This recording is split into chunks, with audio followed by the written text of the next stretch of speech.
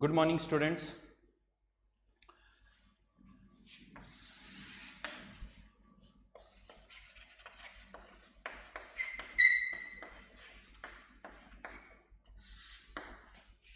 तो स्टार्ट करते हैं जहाँ से हमने लास्ट क्लास में स्टॉप किया था। लास्ट क्लास में मैं बेसिकली आपको बता रहा था conversion of mole to mass and mass to moles, right. तो यहाँ पर एट द एंड अगर हम बात करें तो मैंने कुछ क्वेश्चंस भी आप लोगों को दिए थे जिसके मैंने आंसर्स भी लिखे थे। For example 1 mole O2, 1 mole O3, 1 mole oxygen atom, और एक और केस आप कह सकते हो 1 मोल oxygen.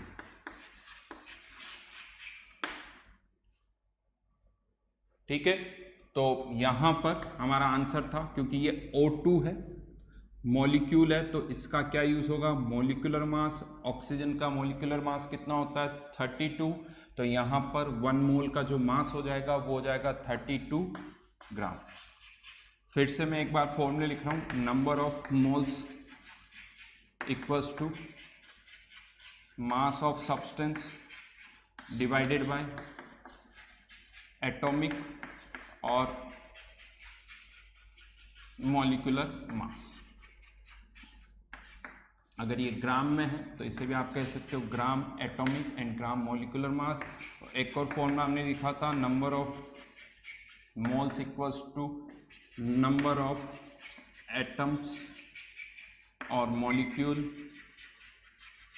Divided by Avogadro number, right. तो ये दोनों फॉर्मूले हमने यहाँ पर लिखे थे, उसी को मैं यहाँ पर यूज कर रहा हूँ। 1 मोल O3 ओजोन, यहाँ O3 है 16 + 16 + 16, इसका मॉलिक्यूलर मास कितना हो गया 48, तो 1 मोल का मास कितना हो जाएगा 48 ग्राम।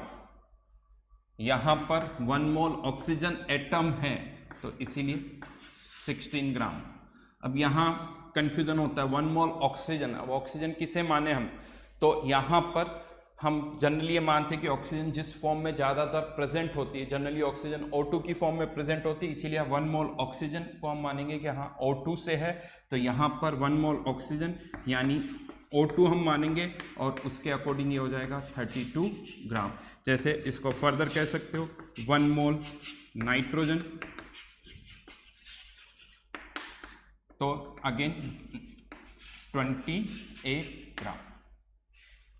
ठीक है, तो इस तरह से या तो हम क्लियरली N2O2 बोलें, या फिर अगर हम ऑक्सीजन या नाइट्रोजन बोल रहे हैं तो उसका क्या मीनिंग होगा वो हमें पता होना चाहिए। यहीं पर एक टर्मिनोलॉजी बहुत ज़्यादा तो यूज़ नहीं होती है, बट फिर भी कभी कभी वो टर्मिनोलॉजी यहाँ पर यूज़ हो जाती है। जैसे स्पेशली अगर मुझे ये लिखना है 1 मोल ऑक्सीजन, तो इसका एक तरीका, और यहाँ पर सिंपली 1 मोल ऑक्सीजन एटम लिखा हुआ है, इसको हम कभी कभी ऐसे भी लिख सकते हैं 1 gram atom oxygen. Gram atom, अब मैंने ऑक्सीजन लिखा है लेकिन यहाँ पर ग्राम एटम जो लिखा हुआ है, ये ग्राम एटम एक तरह से ये बता रहा है कि ये 1 मोल ऑक्सीजन एटम है, और यही अगर इसकी जगह 1 ग्राम मॉलिक्यूल लिखा हुआ है ऑक्सीजन का, 1 ग्राम मॉलिक्यूल, तो यहाँ पर ऑक्सीजन जो जनरली जिस फॉर्म में अवेलेबल होती है, मॉलिक्यूल ज़्यादातर जो जिस फॉर्म में ऑक्सीजन अवेलेबल होती है, तो 1 ग्राम मॉलिक्यूल लिखा हुआ है, तो यहाँ पर ये हो जाएगा 1 मोल O2। तो ये टर्मिनोलॉजी भी यूज होती है यहाँ पर, ग्राम एटम ग्राम मॉलिक्यूल बहुत ज़्यादा यूज नहीं होती, बट समटाइम्स कभी कभी ये यूज हो सकती है, तो उसी चीज़ को कहने का एक तरीका है 1 मोल ऑक्सीजन एटम यानी 1 ग्राम ऑक्सीजन, 1 मोल O2 1 gram molecule oxygen, right. तो ये अभी तक जो हमने कन्वर्जन की बात की थी, मोल टू मास या मास टू मोल्स, उनसे रिलेटेड क्वेश्चंस थे जो मैंने आपको यहाँ पर बताए। ये पर्टिकुलरली किसी के भी 1 मोल का मास या 2 मोल का मास वो हम सब फाइंड आउट कर सकते हैं, फॉर्मूले हैं। अब ये 1 मोल का मास है, 2 मोल होगा तो 64 कर दोगे, 3 मोल होगा तो 96 हो जाएगा, 10 मोल हो गए तो 320 ग्राम यहाँ पर हो जाएगा, राइट। तो ये कन्वर्जन वाला पार्ट था जो हमने यहाँ पर डिस्कस किया। इसी तरह से अब क्वेश्चंस में जरूरी नहीं कि हमेशा मोल टू मास हो। लास्ट टाइम हमने देखा था मास से भी हमने मोल कन्वर्ट किया था, और आप नंबर से भी कर सकते हो। जैसे यहीं पर अब मैं कुछ क्वेश्चंस आपको और दे रहा हूं।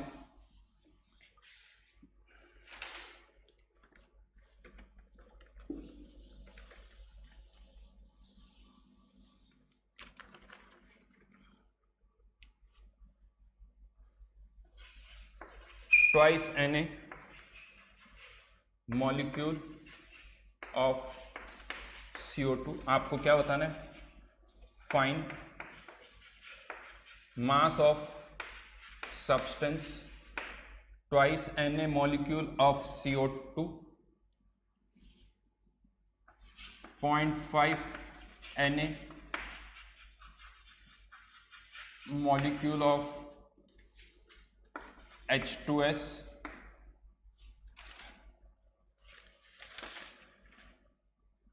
further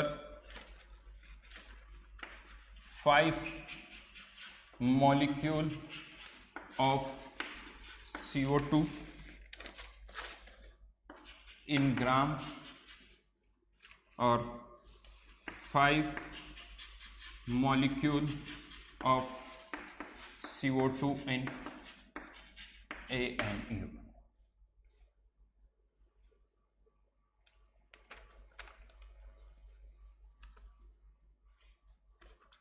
ये ग्राम में बताना है, ये भी ग्राम में ही बताना है।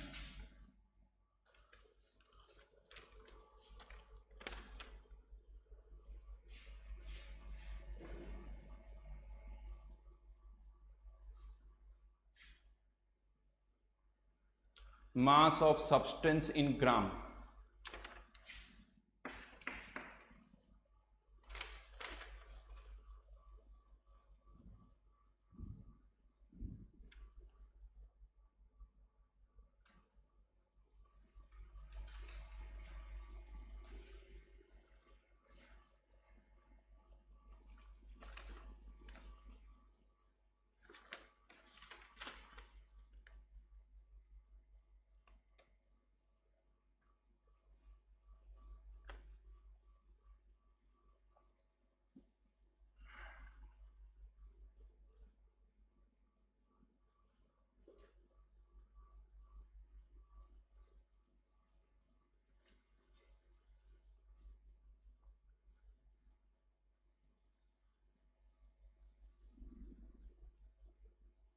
अथर्व आंसर है 88, 17, 220 ग्राम और 220 AMU, करेक्ट।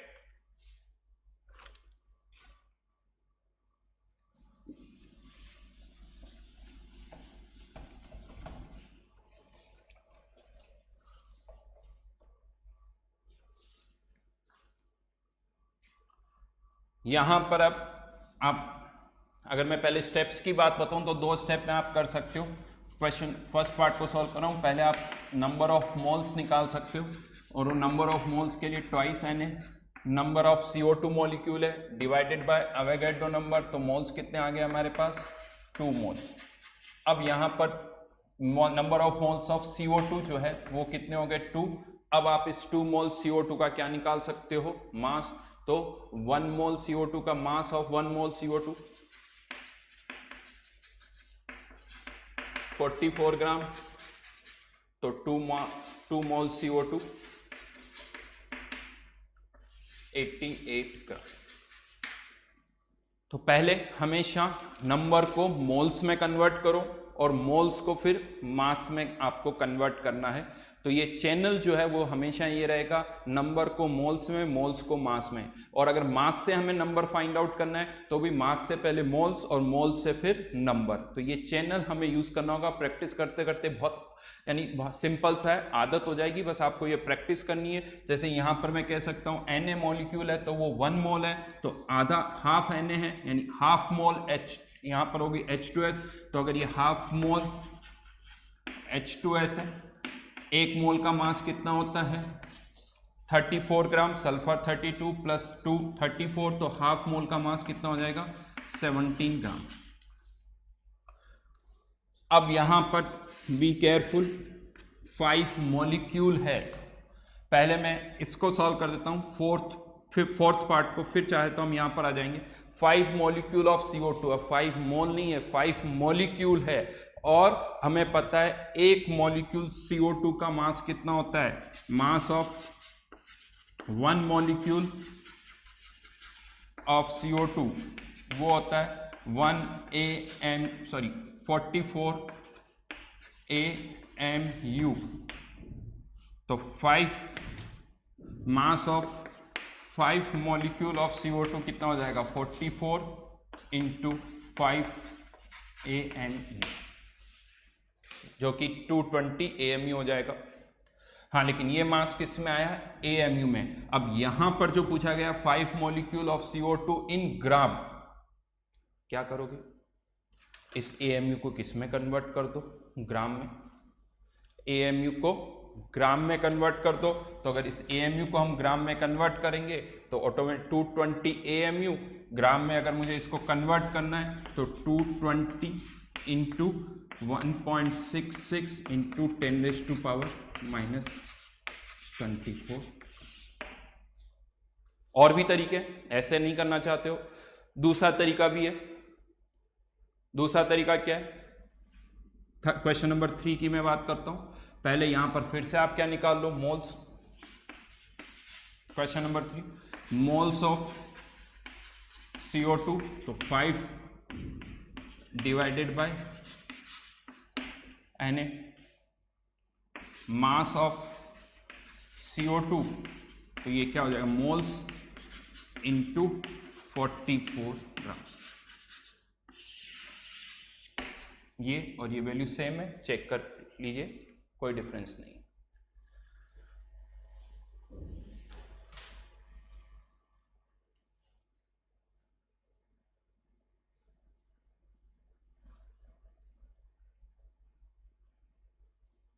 थर्ड पार्ट का आंसर बहुतों का गलत आ रहा है, 220 ग्राम नहीं होगा।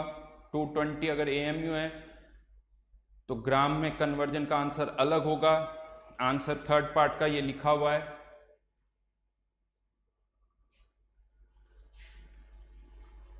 ये 5 मॉलिक्यूल है, 5 मॉलिक्यूल और 5 मोल का मास सेम नहीं हो सकता। 220 ग्राम जो है वो 5 मोल CO2 का मास होगा। सीधी प्रोसीजर को आप देखिए, मैंने यहाँ प्रोसीजर लिखा हुआ है, फिर से एक बार रिपीट कर देता हूँ। 5 मॉलिक्यूल ये डिवाइडेड बाय एवोगैड्रो नंबर, तो उससे CO2 के हमारे पास क्या आ गए, मोल्स आ गए। Moles of CO2 5 divided by Na, moles आ गए। अब हमें क्या निकालना है, मास। तो मोल से मास निकालने के लिए किससे मल्टीप्लाई करेंगे, ग्राम मोलिकुलर मास से। तो ग्राम मोलिकुलर मास CO2 का कितना होता है 44 ग्राम, तो 5 divide by Na into 44 gram.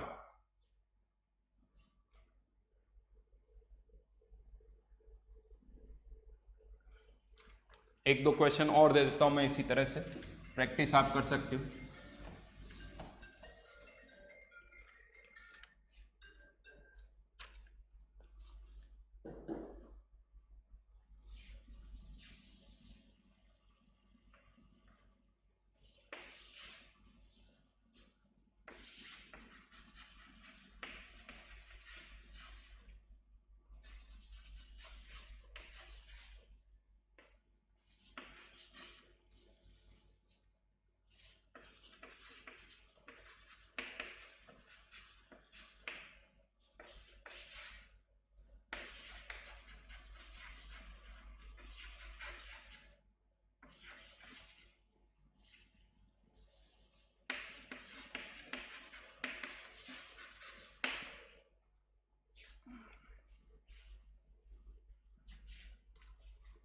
Fifth और सिक्स्थ क्वेश्चन करिए, एग्जैक्टली सेम है, बस थोड़ा सा चेंज किया, यहाँ CO2 था वहाँ SO2 कर दिया।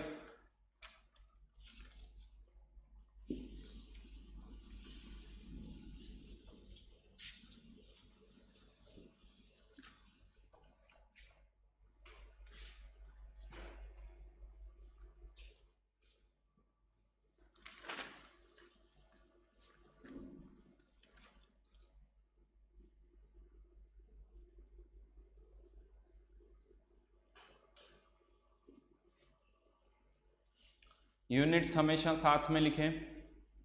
जितेंद्र यादव जो मैं पढ़ा रहा हूं बस वही क्वेश्चन पूछे, जिसकी जो मैं आपसे पूछ रहा हूं वही कमेंट करे।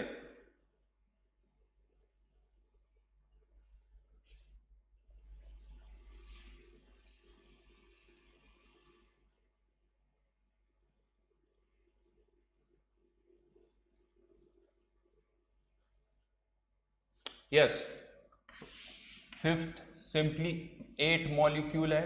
एक मॉलिक्यूल का मास हमें पता है, जैसा मैंने पहले बताया था, SO2 का एटॉमिक मास कितना होता है, SO2 का होता है 64 एटॉमिक मास, तो उसके एक मॉलिक्यूल का मास कितना होगा 64 AMU।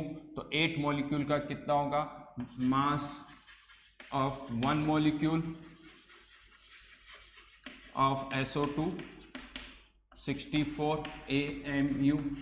तो 8 मॉलिक्यूल का कितना हो जाएगा 64 इंटू 8 AMU। अब यहां पर 6 पार्ट को सॉल्व करने के चाहो तो 2 तरीके हैं। इसी को आगे कंटिन्यू कर सकते हो, एक तरीका इसी को कंटिन्यू कर सकते हो, क्योंकि ये भी 8 मॉलिक्यूल है, ये भी 8 मॉलिक्यूल है। तो करना क्या है, केवल आपको इस AMU को किस में कन्वर्ट करना है, ग्राम में। तो यहीं पर मैं लिख सकता हूँ 64 इंटू 8 इंटू 1.66 इंटू 10⁻⁻24 ग्राम। ये एक तरीका हुआ। दूसरा तरीका 6 क्वेश्चन करने का, moles of SO2 8 divided by n, mass of SO2 8 divided by Na into 64। Moles को किससे मल्टीप्लाई कर दिया, ग्राम मॉलिक्यूलर मास। ठीक है,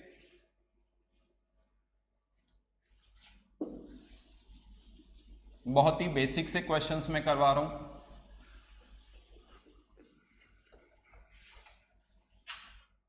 चलिए कुछ और सिंपल से क्वेश्चंस 1-2 और करते हैं। Find number of moles and number of atoms of each element in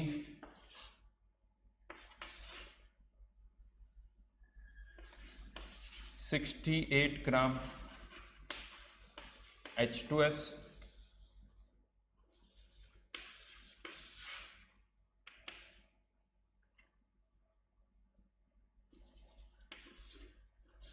to 94 gram H2SO4,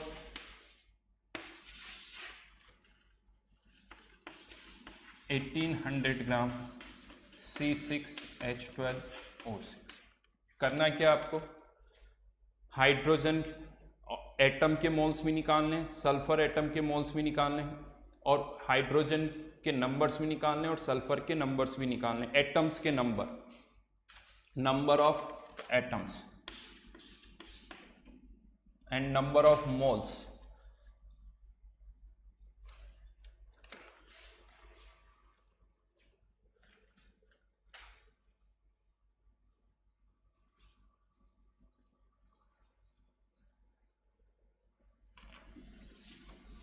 एक एग्जांपल मैं बता देता हूं।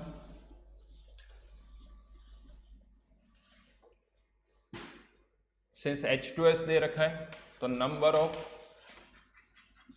Moles of H2S 68 divided by 34, 2 मोल, यानी H2S के कितने मोल्स आ गए, 2 मोल्स। मोल्स ऑफ H2S लिखा हुआ ये।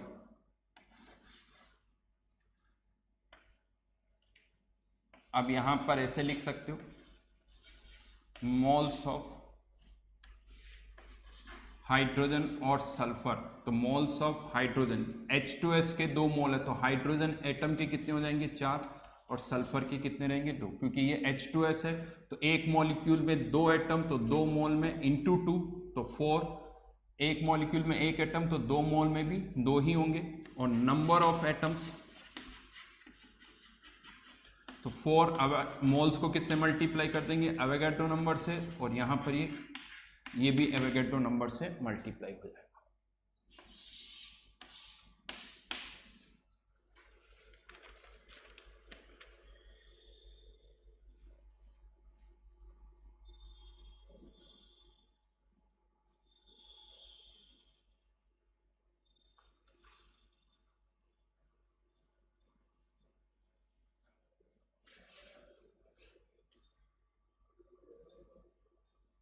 सिद्धार्थ पाल, सही आंसर है 2 moles of compound and 4 moles of hydrogen atom and 2 moles of sulphur atom. Siddharth सही आंसर है।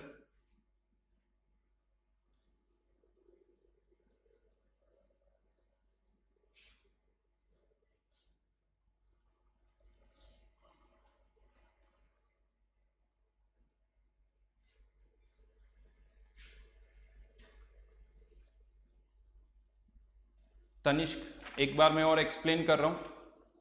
पहले बड़ा सिंपल सा एक क्वेश्चन पूछता हूं, पहले उस पर 1 मोल अगर H2O है, 1 मोल H2O है तो हाइड्रोजन के कितने मोल्स, हाइड्रोजन एटम के कितने मोल्स होंगे? तो सिंस 1 मोल H2O तो हाइड्रोजन एटम के 2 मोल होंगे, ऑक्सीजन का 1 मोल होगा, क्योंकि यहाँ पर एक मॉलिक्यूल में 2 हाइड्रोजन है। जैसे एक और एग्जांपल ले लेते हैं, 1 मोल अमोनिया, 1 मोल अगर अमोनिया है तो नाइट्रोजन एटम के कितने मोल्स होंगे? तो 1 मोल, यहाँ पर भी 1 है तो नाइट्रोजन एटम के भी 1 मोल होंगे।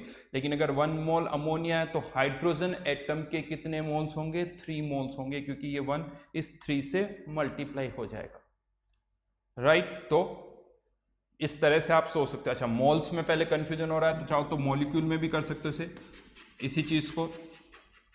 2 मॉलिक्यूल अमोनिया है, 2 मॉलिक्यूल अमोनिया है तो नाइट्रोजन एटम के भी 2, नाइट्रोजन के 2 एटम होंगे, और एक मॉलिक्यूल में 3 हाइड्रोजन के एटम है तो 2 मॉलिक्यूल में कितने होंगे? 6 एटम होंगे। अब डिफरेंस क्या है? मॉलिक्यूल है तो यहाँ पर नंबर है, मोल्स है तो वही टर्म किससे फिर मल्टीप्लाई हो जाएगी? एवोगैड्रो नंबर से। फिर से बोल रहा हूँ, 2 मॉलिक्यूल अगर अमोनिया है तो नाइट्रोजन एटम के 2, नाइट्रोजन के 2 एटम होंगे और हाइड्रोजन के 6 एटम्स होंगे। वही लॉजिक मैंने यहां पर लगाया।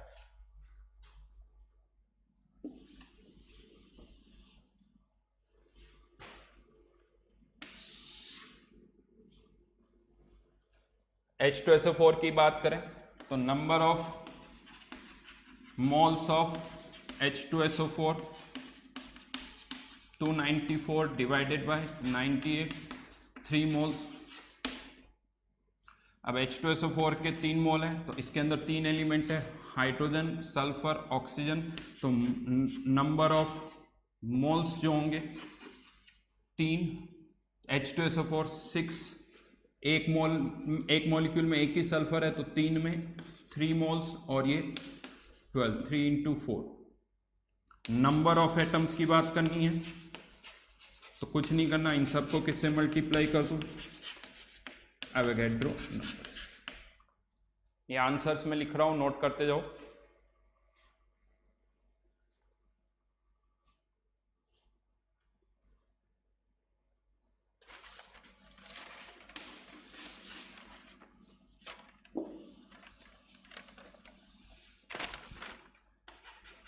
मोल्स ऑफ ग्लूकोज C6H12O6, इसका मॉलिक्यूलर मास निकाल सकते हो आप, ये आता है 180, तो 1800 ग्राम डिवाइडेड बाय 180 तो 10 मोल्स। तो carbon, hydrogen, oxygen, number of moles carbon की कितने हो जाएंगे? 10 moles into 6, 60, 10 into 12 120, 10 into 6 again 60। Number of atoms निकालने हैं तो आप कुछ नहीं करना, into Avogadro number 120 into Avogadro number 60 into Avogadro number.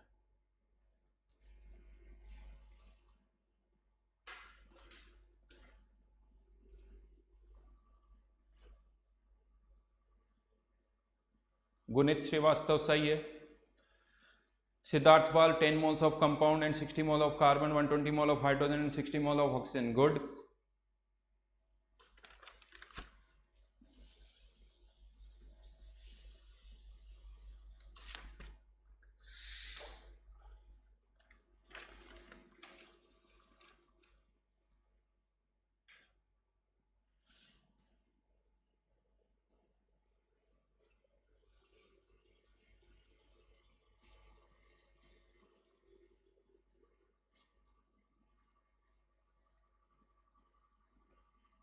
ठीक है, चलिए अभी तक जो हमारा डिस्कशन था, देखिए और प्रैक्टिस करोगे और समझ में आ जाएगी डीपीपी और शीट के थ्रू। तो प्रैक्टिस पर है, कुछ नहीं है, सिंपल सी चीजें हैं। प्रैक्टिस करते करते अपने आप नॉर्मल लगेगा। वापस है, अगर आपको लग रहा नहीं हुआ है, इन्हीं क्वेश्चंस को फिर से करो, आज करो, एक दिन बाद फिर से करो, 2 या 3 बार करोगे, सब कुछ बहुत ही नॉर्मल लगने लगेगा। इसका एक छोटा सा एग्जांपल देता हूँ। कोई भी एक्टिविटी हो, जब आप फर्स्ट टाइम करते हो बड़ी मुश्किल होती है, बहुत मुश्किल होते हैं। इसका एक छोटा सा एग्जांपल देता हूँ। आप स्विमिंग सीखने जाते हो, आप में से बहुतों को आती होगी। आप सोचो, आप जब आप स्विमिंग सीखने जाते हो तो जो आपका ट्रेनर होता है, पहली चीज़, अगर वो ट्रेनर आपको 2, 3, 5 घंटे की क्लास दे दे कि नहीं स्विमिंग करते वक्त इस तरह से ध्यान रखना है, हमें मुंह बाहर निकाल के इनहेल करना है, ये करना है, बट क्या आपको लगता है कि अगर आपको 2 घंटे की, 4 घंटे की, 5 घंटे की वो क्लास दे दे और फिर आप पानी में कूदते ही तैरने लग जाओगे? कभी भी ऐसा नहीं होगा, कभी भी ऐसा नहीं होगा। आपको पानी में पहले कूदना पड़ेगा। इवन जब आप पानी में पहले कूदोगे तो आपको कुछ नहीं समझ में आएगा, पहले कुछ भी नहीं समझ में आता। ट्रेनर आपको कहता है कि आप हाथ हिलाओ, आप हाथ हिलाने लगते हो। फिर वो कहता है पैर भी हिलाओ, आप पैर हिलाने की भी कोशिश करते हो। वो कहता है हाथ और पैर साथ में हिलाओ, तो जब आप हाथ हिलाने लगते हो तो पैर रुक जाते हैं, पैर हिलाने लगते हैं तो हाथ रुक जाते हैं। दोनों एक साथ आप कर ही नहीं पाते, समझ में नहीं आता कि दोनों एक साथ कैसे करें। इवन मेरे को, यानी जनरली कोई ट्रेनर ये भी बोलता है कि बॉडी को स्टिफ मत करो। जब आप स्विमिंग सीखते हो तो कहते हो बॉडी को लूज छोड़ो। ये क्वेश्चन मुझे अभी कभी भी समझ में नहीं आया। यार मेरी बॉडी को मैंने थोड़ी पकड़ा हुआ है जो मैं उसको लूज छोड़ दूं। मेरी बॉडी मैंने पकड़ा हुआ थोड़ी, तो इस कभी भी नहीं समझ में आता कि बॉडी को लूज कैसे छोड़ना है। लेकिन अगर आप उसी पानी में कुछ दिनों तक हाथ पैर मारते रहोगे, 5 दिन, 10 दिन, 15 दिन, थोड़े दिनों बाद अपने आप आपको स्विमिंग आने लगती है। आपको भी नहीं पता होगा कि कैसे आप सीख गए, बस प्रैक्टिस करनी होगी। अगर आप पानी में रहोगे तो आपको स्विमिंग अपने आप आ जाएगी। उसी तरह से यानी प्रैक्टिस है, बहुत सारी चीजें प्रैक्टिस करते करते अपने आप आपको समझ में आने लगती है, अपने आप समझ में आने लगती है। तो इसलिए आपको प्रैक्टिस करनी होगी। आपको पहले हमेशा हर चीज अलग से लगी। अभी तो ये मोल वर्ड जो है वो नहीं समझ में आता। थोड़े दिनों बाद अगर आप किसी भी सीनियर स्टूडेंट से पूछोगे जो कि 1 साल कोचिंग कर चुका है, उससे पूछोगे तो वो मोल एकदम बड़ा ही कैजुअल सा बोलता है, जैसे कि ऐसा लगता है कि मोल से तो वो हमेशा ही फेमिलियर था, जब से 5th क्लास से या बचपन से ऐसा लगता है उसे मोल पता हो। लेकिन वही सिचुएशन उसकी भी थी 1 साल पहले, बट वो यूज करता गया तो आज उसे लग रहा है कि उसे मोल अच्छी तरह से आता है। तो ये प्रैक्टिस करनी होगी, कुछ नहीं, इन्हीं क्वेश्चंस को करो। बहुत सारे प्रैक्टिस के क्वेश्चंस अभी हम शीट में भी करेंगे, डीपीपी में भी करेंगे, तो आप कर पाओगे। अब मैं इसको आगे बढ़ाता हूँ, इसी डिस्कशन को हम आगे बढ़ाते हैं। अभी तक हम मोल को मास में और मोल को नंबर्स में कन्वर्ट कर रहे थे। अब हम मोल को वॉल्यूम से भी रिलेट कर सकते हैं, मोल को वॉल्यूम से भी रिलेट कर सकते हैं। तो वो कैसे कर सकते हैं वो देखते हैं। तो हाँ, लेकिन यहां पर एक कंडीशन है राइट नाउ। अब मैं जो बात कर रहा हूं for gases only, for gases only. हम गैसेस सब्सटेंस की ही बात कर रहे हैं, सॉलिड और लिक्विड की बात नहीं कर रहे हैं। हो सकता है आप में से बहुतों को ये भी पता हो कि गैसेस 2 तरह की होती है, आइडियल और रियल गैसेस, लेकिन मैं आपको बता दूं अभी हमें वो नहीं पता। हमारे लिए सारी गैसेस एक जैसी है, सारी गैसेस एक जैसी है, आइडियल रियल हमें नहीं पता। और हमारे लिए राइट नाउ कह सकते हैं कोई सी भी गैस हो, हम उसके लिए कौन सी इक्वेशन यूज करेंगे, PV = nRT। This is known as ideal gas equation. ये गैस के लिए इक्वेशन है जहां पर कौन सा पैरामीटर क्या है वो मैं आपको बता रहा हूं। बट अभी कोई सी भी गैस हो, ऑक्सीजन, नाइट्रोजन, अमोनिया, हीलियम, बस वो गैस होनी चाहिए, तो आप उस पर ये इक्वेशन अप्लाई कर सकते हो। पहले बात करते हैं इस इक्वेशन के अंदर कौन सा पैरामीटर किसको रिप्रेजेंट कर रहा है, वो मैं आपको बताऊंगा। तो यहाँ पर P जो है वो प्रेशर है, V volume, N number of moles, R एक कांस्टेंट है जिसकी वैल्यू अभी हम डिस्कस करेंगे, और T जो है वो है टेम्परेचर। वन बाय वन करके बात करते हैं। टेम्परेचर की मैं बात करूं, आई थिंक कोई भी एक्सप्लेन करने की जरूरत नहीं, टेम्परेचर आप सबको पता है क्या होता है। अब टेम्परेचर जो है इस इक्वेशन में हमेशा किस यूनिट में पुट किया जाएगा, केल्विन में। तो यहां पर इन केल्विन में होना चाहिए। हाँ, अब ये हो सकता है बहुत बार क्वेश्चन में आपको जो टेम्परेचर गिवन हो वो केल्विन की बजाय डिग्री सेल्सियस में गिवन है। अगर वो डिग्री सेल्सियस में गिवन है तो टेम्परेचर को केल्विन में कैसे कन्वर्ट करेंगे, temperature in kelvin scale equals to temperature in degree Celsius plus 273। Exactly ये 273.15 होता है, बट नॉर्मली कैलकुलेशन करते वक्त हम 273 ही यूज करते हैं। जैसे अगर मैं कह दूं टेम्परेचर है 25 डिग्री सेल्सियस तो केल्विन में कितना हो जाएगा 298 केल्विन, 27 डिग्री सेल्सियस है तो केल्विन में कितना हो जाएगा 300। तो नॉर्मली कन्वर्जन का फैक्टर जो हम यूज करते हैं 273 ही यूज करते हैं, दो एग्जैक्टली ये 273.15 होता है। तो हम यहाँ से केल्विन को डिग्री सेल्सियस में और डिग्री सेल्सियस को केल्विन में कन्वर्ट कर सकते हैं। देन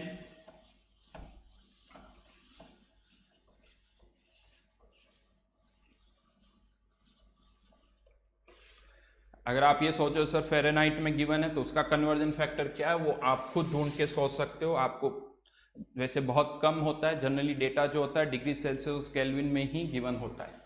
देन सेकंड पॉइंट की मैं बात कर रहा हूं, वॉल्यूम।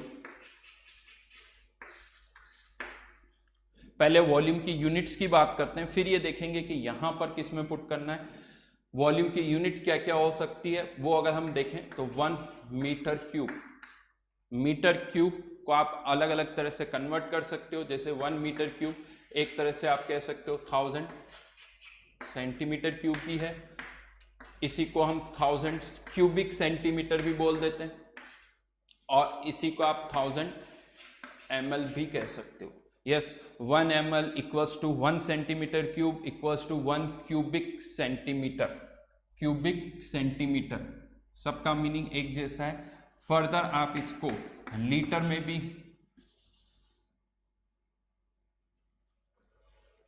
सॉरी गड़बड़ कर दी मैंने,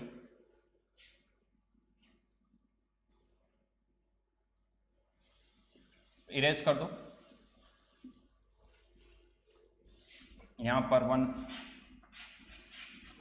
लीटर लिखना था मुझे, वापस 1 litre equals to 1000 ml। 1 litre equals to 1000 ml या 1000 सेंटीमीटर क्यूब या 1000 क्यूबिक सेंटीमीटर। यहां जो मीटर क्यूब था उसकी जगह 1 लीटर कर सकते हो, और इसी को अब आप कन्वर्ट भी कर सकते हो। 1 लीटर को अगर हमें कन्वर्ट करना है मीटर क्यूब में तो 10⁻³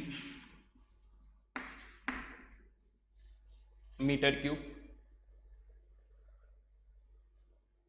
या 1 उल्टा लिख रहा हूं, 1 metre cube equals to 1000 litre. कैसे आया वो कन्वर्जन जो है वो आप कर सकते हो। चाहो तो पहले यहाँ से 1 मीटर क्यूब से सेंटीमीटर में कन्वर्ट करो, तो वो पार्ट आप कर सकते हो, क्योंकि हमें पता है 1 मीटर इक्वल्स टू 100 सेंटीमीटर होता है। चाहो तो मैं स्टेप बाय स्टेप ऐसे लिख सकता हूँ, 1 metre cube equals to 1 metre cube, metre यानी 100 सेंटीमीटर क्यूब, 10⁻⁶ सेंटीमीटर क्यूब, और इसमें से इसको अलग कर लो 1000 into 1000 centimetre cube which is equals to, ये 1 लीटर हो गया तो 1000 लीटर।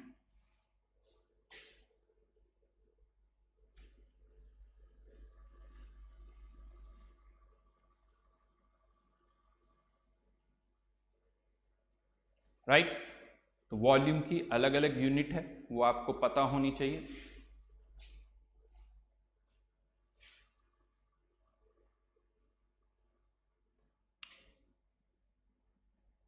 देन बात करते हैं प्रेशर की यूनिट्स की।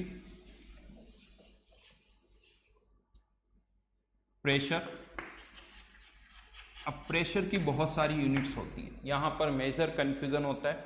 तो प्रेशर की अगर मैं बात करूं, 1 एटमॉस्फेयर को अगर हम पास्कल में कन्वर्ट करें, जो कि प्रेशर की ऐसा यूनिट होती है, तो 1.01325 into 10⁵ pascal. Pascal means Newton पर मीटर स्क्वायर, न्यूटन पर मीटर स्क्वायर। ये इसकी ऐसा यूनिट है प्रेशर की। इसको आप और बाकी यूनिट्स में भी कन्वर्ट कर सकते हो, जैसे यहाँ पर pressure 1 atmosphere equals to 760 torr 760 mm of Hg 1.01325 bar, या आप कह सकते हो ये सब 1 एटमॉस्फेयर के कन्वर्जन फैक्टर है। 1 atmosphere 1 bar equals to 10⁵ pascal. फिर से यहाँ पे कह दूँ, ये पास्कल जो है, पास्कल इज SI यूनिट।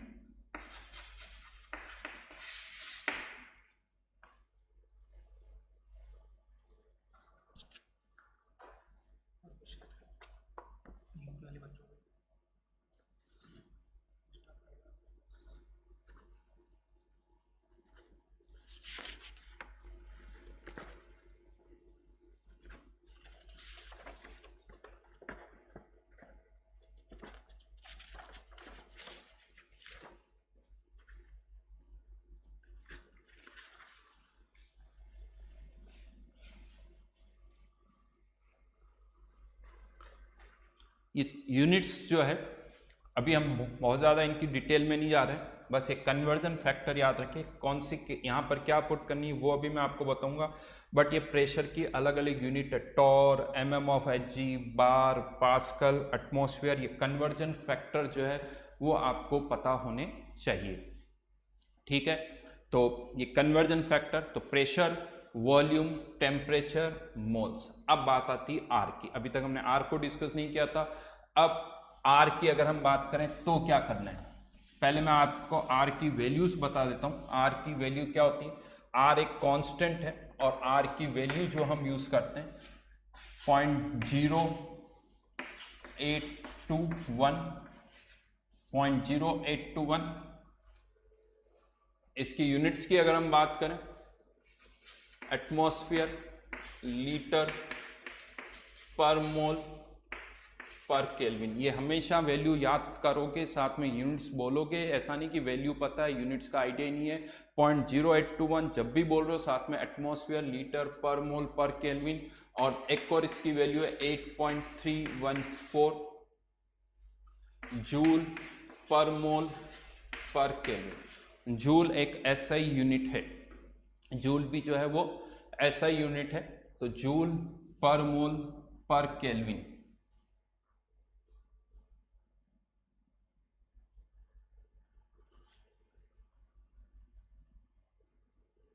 इसे जूल को आप ये भी कह सकते हो newton into metre. Joule is newton into metre. तो 8.314 जूल पर मोल पर केल्विन। अब बात आती है कि यहां पर हमें इतनी सारी वैल्यूज में से कौन सी पुट करनी है, कौन सी वैल्यू हम यहां पर पुट करेंगे। तो वो अब मैं आपको यहां पर बता रहा हूं। इसी इक्वेशन को मैं लिख रहा हूं NRT। देखिए n तो मोल्स है, ये तो नंबर है। 1 2 जो भी आप पुट करो, 1 मोल है तो 1, 2 मोल है तो 2, 0.1 मोल है तो 0.1 मोल। तो ये तो हो गया नंबर। अब डिपेंडिंग अपॉन आर की आप कौन सी वैल्यू यूज कर रहे हो। अगर आर की वैल्यू यूज कर रहे हैं 0.0821, तो टेम्परेचर तो हमेशा किस यूनिट में होगा, केल्विन में। इसमें कोई कंफ्यूजन नहीं है। अब यहाँ पर अगर हम देखें तो ये 0.0821 है, यहाँ पर एटमॉस्फेयर लीटर है, तो उस केस में यहाँ पर प्रेशर किस यूनिट में आएगा, एटमॉस्फेयर में, और वॉल्यूम किस यूनिट में आएगा, लीटर में। तो अगर ये 0.0821 है तो ये एटमॉस्फेयर में, लीटर में, ये हमेशा केल्विन में, और अगर यही वैल्यू ये पास 8.314 है, ये एसआई यूनिट हो गई, न्यूटन, यानी यहाँ पर एसआई सिस्टम में बाकी डेटा पुट होगा, तो यहाँ पर ये प्रेशर जो है वो किस में पुट किया जाएगा, पास्कल में, और वॉल्यूम जो है वो किस में पुट किया जाएगा, मीटर क्यूब में।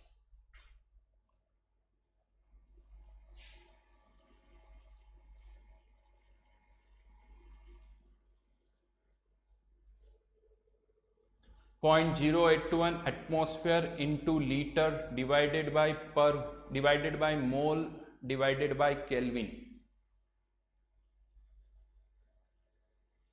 जूल पर मोल पर केल्विन।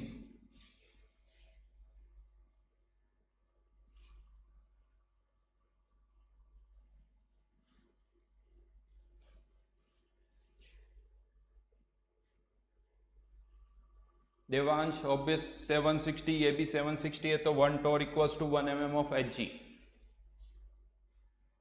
MOLE लिखो या MOL लिखो, एक ही बात है। MOLE या MOL एक ही बात है।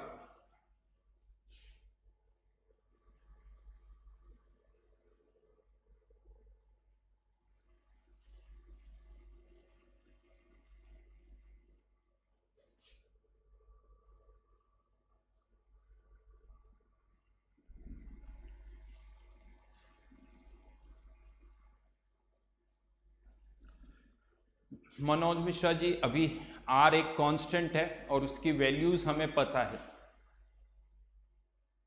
वो एक्सपेरिमेंटली हमने निकाली है, तो उस पर मत जाइए, और वो एक्सपेरिमेंटली आई है, तो R के बस ये कांस्टेंट, और कांस्टेंट की वैल्यू हमेशा किसी न किसी एक्सपेरिमेंट के थ्रू हमें मिलती है। गजेंद्र सिंह, यूनिट सिंप्लीफाई कर सकते हैं क्या? यूनिट्स बेसिक यूनिट्स है, इनको आप और फर्दर चेंज नहीं कर सकते हो, और इनको फर्दर सिंप्लीफाई नहीं कर सकते हैं। जैसे आप मुझसे पूछो फोर्स की यूनिट न्यूटन होती है, दैट्स इट, ये एक यूनिट है। मास की यूनिट किलोग्राम होती है, मीटर वॉल्यूम या लेंथ की यूनिट मीटर होती है, वॉल्यूम की यूनिट मीटर क्यूब होती है। तो ये सब बेसिक यूनिट्स हैं जिनको आप और हम यहाँ पर यूज कर रहे हैं, तो इनको आप फर्दर और सिंप्लीफाई नहीं कर सकते हो, इनके थ्रू आप किसी और को समझ सकते हो।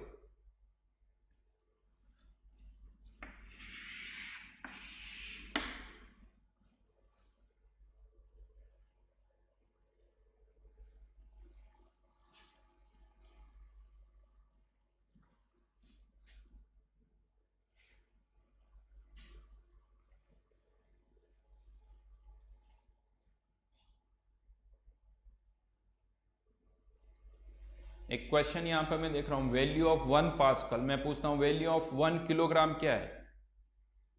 1 किलोग्राम है, ज़्यादा से ज़्यादा आप उसे ग्राम में कन्वर्ट कर सकते हो। उसी तरह से वैल्यू ऑफ 1 पास्कल क्या है? पास्कल एक यूनिट है, हाँ आप उसको चाहो तो एटमॉस्फेयर में कन्वर्ट कर सकते हो, उसको चाहो तो बार में कन्वर्ट कर सकते हो, किसी और यूनिट में कन्वर्ट कर सकते हो। जैसे किलोग्राम को ग्राम में, किलोग्राम को पाउंड्स में कन्वर्ट कर सकते हैं, उसी तरह से प्रेशर की भी अलग अलग यूनिट है।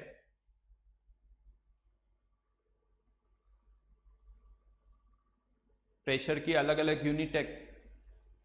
इसको आप यूं समझ लीजिए कि एयर का जो प्रेशर है, अर्थ में जो सरफेस पर जो प्रेशर लग रहा है वो 1 एटमॉस्फेयर है।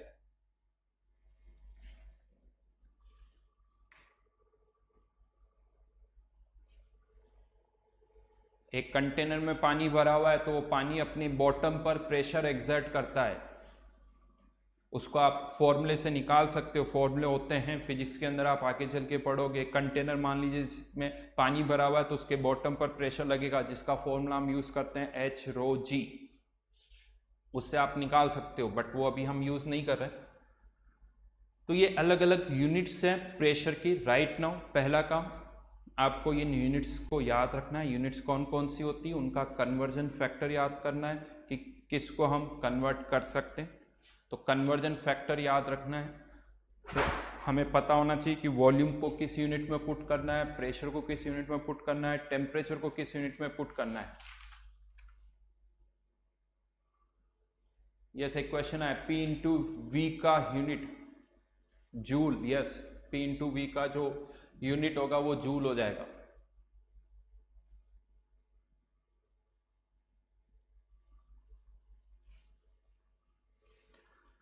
देन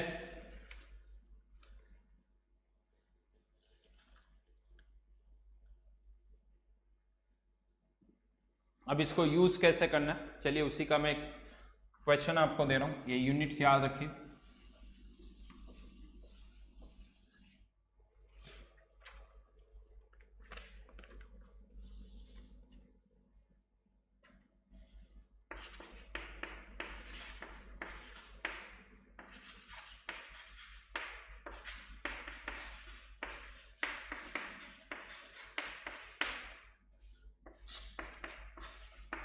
वॉल्यूम आपको बताना है।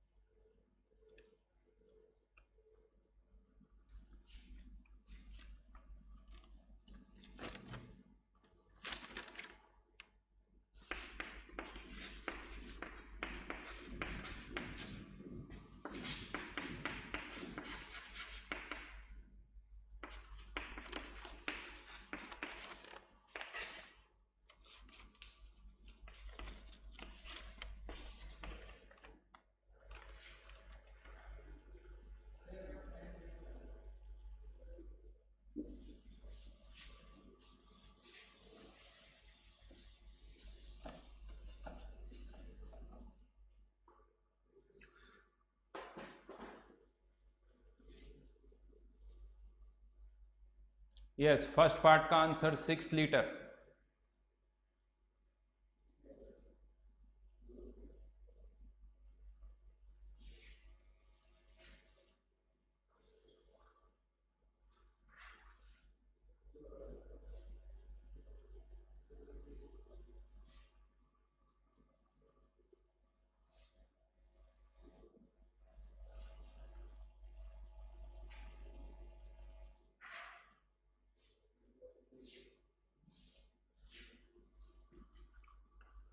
सेकंड पार्ट का आंसर चाहिए, सेकंड पार्ट का आंसर सौमित्र नायक।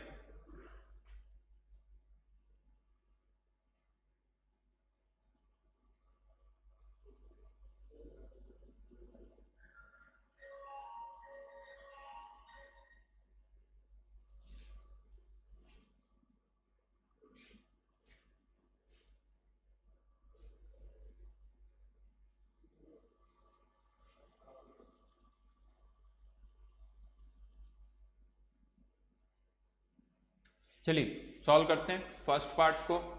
तो प्रेशर 8.21 एटमॉस्फेयर, वॉल्यूम निकालना है मोल्स 2। अब ये एटमॉस्फेयर में तो ये 0.0821, टेम्परेचर कितना हो जाएगा 300। अब इसको ये कैंसिल कर सकते हो, ये कितना हो गया 100, कैंसिल आउट हो जाएगा तो वॉल्यूम कितना आ जाएगा 6 लीटर। सेकेंड पार्ट, प्रेशर दे रखा है पास्कल में 8.314 वॉल्यूम निकालना है, मोल्स 5। अब सिंस ये पास्कल में है तो यहाँ पर 8.314 आएगा। टेम्परेचर केल्विन में कन्वर्ट करना होगा, 400 केल्विन। लेकिन अब ये वॉल्यूम जो यहाँ से निकल के आएगा वो किस यूनिट में आएगा? सिंस ये पास्कल में है तो ये किस में होगा? मीटर क्यूब में। और आर की वैल्यू भी उसी के अकॉर्डिंग 8.314। वापस से अब आप इसको सॉल्व कर सकते हो। ये हो जाएगी 10, तो ये हो जाएगा volume 20,000 metre cube.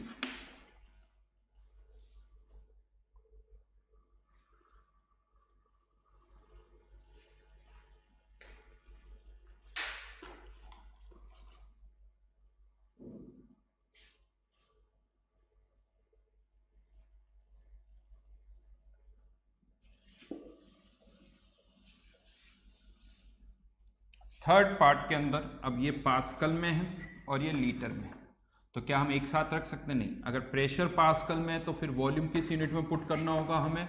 Metre cube में। अब आपको सोचना है कि क्या किया जाए। तो यहाँ पर सिंस प्रेशर पास्कल में है 83.14 पास्कल, तो हम इस वॉल्यूम को किस में कन्वर्ट कर देंगे? मीटर क्यूब में। तो 83.14 वॉल्यूम मीटर क्यूब में, तो 10 × 10⁻³ मोल्स हमें निकालने हैं। आर की वैल्यू 8.314 इंटू टेम्परेचर 400 केल्विन। इसको आपको सॉल्व करना होगा। ये वैल्यू आ जाएगी 10 10⁻⁻1। उसको further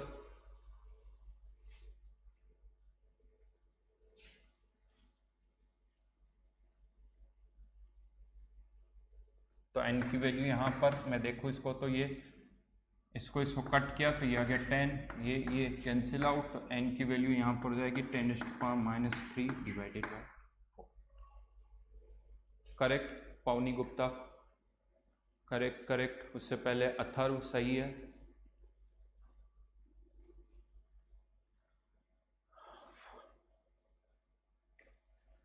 one divided by 4000।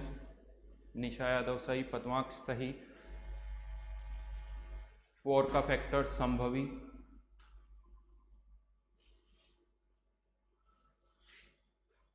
Good.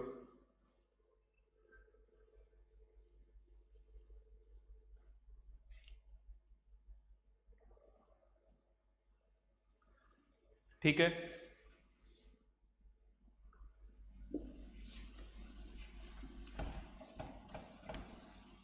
Then अब मैं यहाँ पर आपको कुछ टर्म्स जो हम यूज करते हैं वो बता देता हूँ, जो कि आप बहुत बार पूछ भी चुके हो मुझसे। HTP। जो भी गैसेज होती ना, तो कोई भी गैस जो है, जैसे ऑक्सीजन है, नाइट्रोजन है, केवल ये बोलने से नहीं मतलब होता कि ऑक्सीजन है, नाइट्रोजन है। हमें उसके क्वांटिटी को एक्सप्रेस करना है। अब क्वांटिटी को एक्सप्रेस करना है तो अगर मैं ये कह दूं मेरे पास 100 लीटर ऑक्सीजन है, इससे भी उसकी क्वांटिटी का पता नहीं चलता है, क्योंकि किसी भी गैस की क्वांटिटी अगर आपको बतानी है तो या तो आप उसका मास बताओ, लेकिन अगर आप उसका वॉल्यूम बता रहे हो तो साथ में हमेशा आपको प्रेशर और टेम्परेचर बताना होगा। क्यों? क्योंकि मान लीजिए मैं कहता हूँ 100 लीटर यहाँ पर ऑक्सीजन है, यहाँ पर 50 लीटर ऑक्सीजन है। अगर मैंने प्रेशर और टेम्परेचर नहीं बताया तो कोई गारंटी नहीं कि 100 लीटर ऑक्सीजन का मास ज़्यादा हो, ये कोई ज़रूरी नहीं है। ये उसके प्रेशर और टेम्परेचर पर भी डिपेंड करेगा। तो किसी भी गैस का अगर वॉल्यूम हमें पता है और उसका मास अगर हमें निकालना है तो उसके लिए हमें पहले क्या निकालने होंगे? उसके मोल्स। और मोल्स निकालने के लिए हमें PV = nRT के अकॉर्डिंग अगर वॉल्यूम पता है तो साथ में हमेशा क्या पता होना चाहिए? प्रेशर और टेम्परेचर। तो केवल वॉल्यूम से काम नहीं चलेगा, वॉल्यूम के अलावा आपको प्रेशर और टेम्परेचर भी गिवन होना चाहिए। तो यहाँ पर या तो हर एक बार जब भी क्वेश्चन आता है कि ये गैस का वॉल्यूम इतना है, साथ में हम बोलें कि इसका प्रेशर इतना है या टेम्परेचर इतना है, ये मेंशन करना होगा। उसी के लिए एक कुछ स्टैंडर्ड कंडीशंस डिफाइन कर दी गई ताकि हमें बार बार प्रेशर और टेम्परेचर बोलने की ज़रूरत ना पड़े। तो इसको हम बोलते हैं standard temperature and pressure. Standard temperature and pressure ये डिफाइंड है। तो यहाँ पर मैं आपको बता दूँ स्टैंडर्ड टेम्परेचर और प्रेशर कैसे डिफाइंड है। तो प्रेशर जो होता है HTP पर वो होता है 1 बार, और टेम्परेचर जो होता है 273 केल्विन। बहुतों को इसमें कंफ्यूजन हो सकता है, बहुत सारी बुक्स में 1 बार की जगह 1 एटमॉस्फेयर लिखा हुआ है, जो कि गलत है। 1 बार होता है। इवन आप एनसीईआरटी भी देख सकते हो, एनसीईआरटी जो 11th की है उसमें भी ये सब बहुत क्लियरली लिखा हुआ है। तो ये एसटीपी की कंडीशन है, फिर से बोल रहा हूँ 1 बार, और टेम्परेचर जो होता है वो 273 केल्विन होता है। That is the condition of STP. यहीं पर एसएटीपी करके एक और टर्म यूज होती है, standard ambient temperature and pressure. Standard ambient temperature और प्रेशर, इसमें भी प्रेशर तो 1 बार ही होता है, लेकिन जो टेम्परेचर है वो 298 केल्विन होता है, वो 298 केल्विन होता है। अब मैं उस पर आ जाता हूँ जो आप सुनना चाहते हो, क्योंकि एक दो बार बहुत बार इस पर पूछा भी गया। एनटीपी, बहुत पहले ये टर्म कहीं कहीं यूज होती थी। नाउएडेज ये टर्म अब कभी भी कहीं पर भी यूज नहीं होती है। तो एनटीपी से हमें कोई मतलब नहीं है, एनटीपी से कोई मतलब नहीं है। टर्म या तो एसटीपी यूज होती है या कभी कभी एसएटीपी, ये भी बहुत कम यूज होती है। तो एसटीपी या एसएटीपी, एनटीपी क्या होता है नहीं पता मुझे, ना हम कहीं यूज़ करेंगे, ना एनसीईआरटी में कहीं यूज़ हो रहा है, और ना ये टर्म अगर आप जेई में देखोगे, जेई मेंस, जेई एडवांस में भी देखोगे, तो ये टर्म कहीं पर भी कोई भी पेपर में नहीं यूज़ होती है। तो भूल जाओ इस एनटीपी वर्ड को, कहीं पर भी आपको मिले तो वो कुछ भी क्लियर नहीं है। पुरानी बुक्स होगी तो उसमें है, नई बुक्स में ये कहीं पर भी आपको नहीं मिलता है। तो ठीक है, तो यहाँ पर एसटीपी और एसएटीपी, एक पॉइंट मैं यहाँ पर बता दूँ, volume of 1 mole at STP,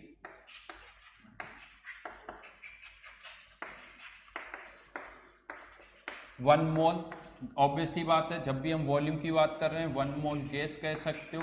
तो volume of 1 mole gas eight STP यानी प्रेशर कितना हो गया 1 बार यानी कितना पास्कल, 10⁵ पास्कल। मैं चलिए एक बार पहले 1 बार लिख देता हूँ, volume into n into 8.314 into 273 kelvin. इसको कन्वर्ट करना पड़ेगा, तो ये 10⁵ पास्कल, 1 मोल इंटू 8.314। इसको सॉल्व करोगे तो ये वैल्यू लीटर में जो आएगी वो 22.7, एग्जैक्टली 22.71 होता है, लेकिन हाँ हम 7 समथिंग होता है, बट हम 22.7 लीटर को यूज़ करेंगे। तो बहुत बार कैलकुलेशन में अगर इस तरह से आ जाता है 1 मोल का वॉल्यूम एसटीपी पर कितना होगा, तो 22.7 ये आपको यूज़ करना है एट एसटीपी। हाँ, यहाँ पर अब एक बार ज़रूर होता है, ये 22.4 भी हमें बहुत कंफ्यूज करता है। तो 22.4 किस कंडीशन का वॉल्यूम है, तो ये कोई स्टैंडर्ड कंडीशन नहीं है। Volume of 1 mole at 1 mole gas at 1 atmosphere and 273 kelvin. अब यहाँ पर ये 1 एटमॉस्फेयर है, 1 एटमॉस्फेयर वॉल्यूम जो है लीटर में, मोल्स 1 है, सिंस एटमॉस्फेयर है तो 0.0821 इंटू 273, ये जो वॉल्यूम आप निकालते हो ये आता है 22.4 लीटर। तो 1 मोल गैस का वॉल्यूम एसटीपी पर कितना होगा 22.7, 1 मोल गैस का वॉल्यूम 1 एटमॉस्फेयर 273 केल्विन पर कितना होगा, तो वो होगा 22.4 लीटर। ठीक है, तो राइट, सो आप चाहो तो एसएटीपी पर और इन सब पर ये फाइंड आउट कर सकते हो। नाउ सो फार जो हमारा डिस्कशन हुआ उसमें हमने मास, मोल्स को मास से रिलेट कर दिया, मोल्स को नंबर से रिलेट कर दिया, और मोल्स को हमने यहाँ पर वॉल्यूम से भी रिलेट कर दिया। तो अब यहाँ पर इनके इंटर कन्वर्जन के क्वेश्चंस बनेंगे, आपको मास को मोल्स में, वॉल्यूम को मास में, या इस तरह के क्वेश्चंस बनेंगे। हर एक क्वेश्चन का जो पैटर्न होगा वो मैं आपको बता देता हूँ। जो पैटर्न होता है हर एक क्वेश्चन का वो इस तरह से होना चाहिए कि कुछ भी इंफॉर्मेशन दे रखी हो, अगर आपको मास दे रखा है तो पहले उससे मोल निकालो, फिर मास से यानी इंटर कन्वर्जन कर सकते हो, यहाँ पर भी और यहाँ पर भी। मास को मोल्स में, मोल्स को वॉल्यूम से, और यहाँ पर उसको नंबर से। तो यहाँ पर आप कन्वर्ट कर सकते हो, मोल को आप इन तीनों से कनेक्ट कर सकते हो। अगर नंबर पता है, वॉल्यूम निकालना है, तो नंबर से पहले मोल्स, मोल्स से वॉल्यूम, वॉल्यूम से मोल्स, मोल्स से मास। तो इस तरह से आप इनको यूज कर सकते हो। तो यस, अब मैं आपको यहाँ पर होमवर्क दे रहा हूँ। होमवर्क जो है डीपीपी नंबर 1 जो है, डीपीपी नंबर 1 वो अपलोडेड है, वो आपको अटेम्प्ट करनी है फर्स्ट थिंग। और शीट भी है आपके पास, ये जो वीडियो है उसके नीचे लिंक है, उस लिंक पे आप जाओगे तो शीट और डीपीपी करके एक लिंक बना हुआ है।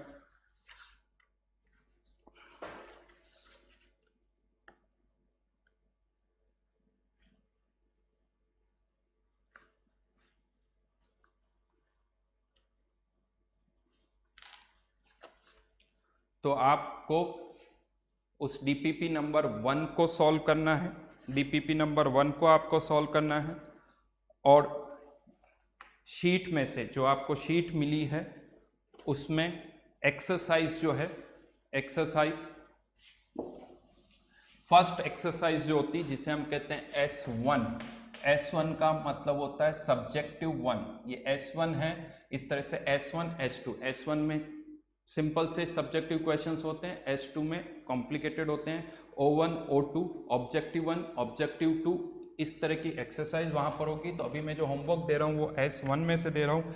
S1 में क्वेश्चन नंबर 1 से लेके 8 तक आपको सॉल्व करना है, और डीपीपी नंबर 1 ये आपका होमवर्क है, जो कि आपको एक अलग रजिस्टर बना के उसमें करना है। रजिस्टर अलग होना चाहिए, एक क्लास नोट्स का रजिस्टर और एक होमवर्क का रजिस्टर। फिजिक्स का अलग, मैथ्स का अलग, कंबाइन नहीं करोगे। इवन केमिस्ट्री में भी फिजिकल का अलग, ऑर्गेनिक का अलग, इनऑर्गेनिक का अलग। तो एक अलग रजिस्टर होना चाहिए, उसके अंदर आप सिस्टमेटिकली इनको सॉल्व करोगे। डीपीपी जहां पर है वहां डीपीपी लिखोगे, और जब डीपीपी कंप्लीट हो जाए तो फिर नए पेज पर आप, हाँ, एक ही रजिस्टर में डीपीपी और शीट का सॉल्व कर सकते हो, बट उसमें क्लियरली पहले ऊपर हेडिंग लिखो, मोल कंसेप्ट एक्सरसाइज S1 लिखो, फिर उसका question number 1, question number 2, question number 3, question number 4। तो इस तरह से एक ही रजिस्टर में आपको शीट और डीपीपी दोनों के सॉल्यूशन उसी में बनाने हैं। उसके लिए अलग अलग रजिस्टर नहीं बनाना है, हाँ, लेकिन एक सेपरेट रजिस्टर आपका होमवर्क का, क्लास नोट्स का होना चाहिए और एक होमवर्क का होना चाहिए, राइट। तो ये जो क्वेश्चंस हैं वो आप कर सकते हो, और इनके जो डाउट्स हैं, जो आपके ग्रुप्स बने हुए हैं, आप इनको कर दीजिए। उनके पहले मैं आपको आंसर्स दूंगा, जब तक आपको आंसर्स नहीं मिलेंगे तब तक आप इनसे रिलेटेड डाउट्स नहीं पूछोगे। जब आपको आंसर्स मिल जाएंगे आप सॉल्व करोगे, सॉल्व करने के बाद आप इनके आंसर्स देखोगे, राइट। आंसर्स आपको मिल जाएंगे उन ग्रुप्स में, मैं आंसर्स इनके डाल दूंगा ताकि आप आंसर देख सके, लेकिन कोई भी स्टूडेंट सॉल्व करने से पहले उन आंसर्स को नहीं देखेगा, ठीक है। और उसके बाद फिर आपके जो भी डाउट्स है वो आप उन ग्रुप्स में पूछ सकते हो। और उसमें कुछ भी लगेगा कि ज़्यादातर कौन से डाउट्स आ रहे हैं, अगर मुझे लगा कि ये क्वेश्चन में ज़्यादातर प्रॉब्लम आ रही है, तो उनमें से कुछ सेलेक्टेड क्वेश्चन मैं नेक्स्ट क्लास में यहाँ पर आपको एक्सप्लेन करूँगा। आई थिंक प्रोसीजर बहुत क्लियर है, नेक्स्ट क्लास में हम इसी को फॉलो करेंगे। ये सारे लिंक जो है, जो भी आप मांग रहे हो, मैं ये लिंक आपको इसी वीडियो में नीचे दे रखें, आप उनको नोट देख सकते हो। इस वीडियो के नीचे जो डिस्क्रिप्शन है उसमें टेलीग्राम लिंक भी है, सबका लिंक है, तो वहाँ से आप इन ग्रुप्स को ज्वाइन कर सकते हो, राइट। Thank you.